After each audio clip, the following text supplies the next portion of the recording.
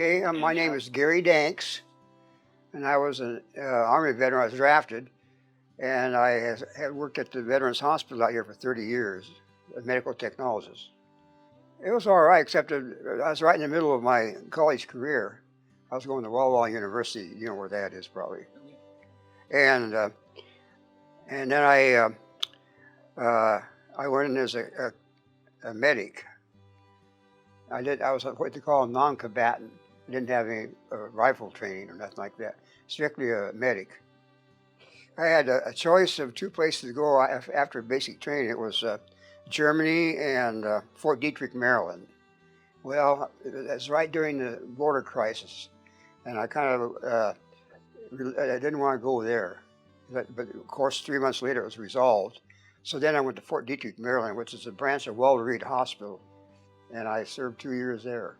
Yeah, I just was in for 2 years. I tell you, when I was first going to college, I was going to go into theology. Well, I got to where I didn't think I was really fit for that, so I went into the medic field.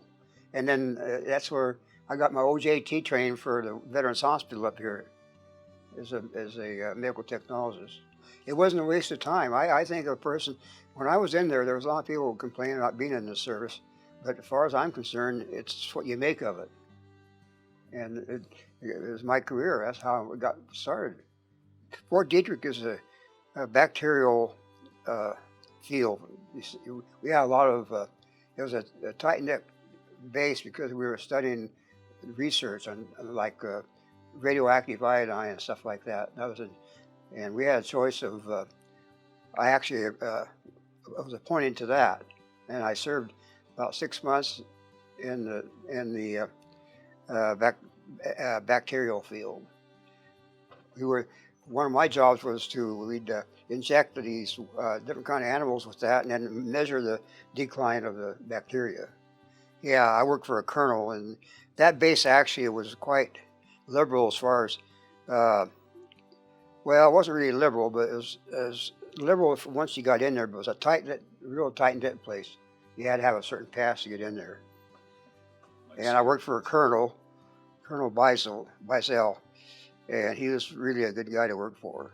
And the way they treated people in there was quite inspiring. They gave you credit for everything you did, you know. And I would say that's probably one of my best days is the way they treated the personnel on there, on that base. Because I heard a lot of some complaints in there, and it just irritated me. And so it's what you make of it. And I would say that the best day is of working for the government. I mean, we were doing things that helped the government as far as all these experiments we did, you know. And I actually, like I said, I actually took point on one of them called, you ever heard the White Coat program? There's people that were selected to take part in these experiments. It was optional though, but I wanted to do it, and I figured whatever they did and the statistics that I could learn that it helped. Some way it helped the public, you know. No, it was just to help humanity as far as these experiments and to see if they ever got. Oh, and Q fever was another one I was in. It was to see how they reacted to that, and I figured down the road it might help somebody if they were involved in that. It's like a Q fever is a fever they had in the Orient, in the islands. And of course, this other one was the thing was kind of weird. When you go in there, they put you in a chamber, and you wonder how it's going to turn out. You know, if you get sick or something from it. It didn't, but I figure it's just I helped in humanity by it's helping the whole country if they get one of these diseases that I had, Q fever, and what was the other one now? I forget. Anyway, I figure people, if they got sick with the diseases that they injected me with, actually that's what they did. You went in a chamber and they injected this stuff, and I figured, and then they watched us for about 6 weeks to make sure there's no relapse from it, you know. And I thought that was worthwhile, just trying to help humanity in that respect, you know. Not every, it was voluntary. There was about 60 people in my class, and about half of them did it. You didn't have to do it, you know.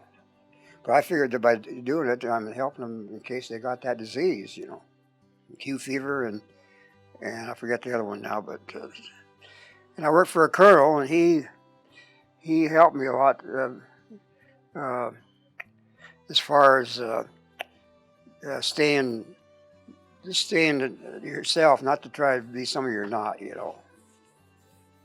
And he was good about that. Well, it was my OJT for my career. That was about the biggest thing. And like I say, I was drafted, so I spent 2 years in the Army. And I told you about the Operation White Gold. That's the one where they do these experiments on you. So you kind of just laying your life on the line, you know. But it turned out all right for me. So I don't know if anybody that got in that program that got sick, any relapse from it, you know. I can't think of anyone, any of them really stand other than just helping humanity. I figured it was, you know, if they got sick, they'd know the effects of it and how your chances are of not having a relapse from it. And I went through it fine. Yeah.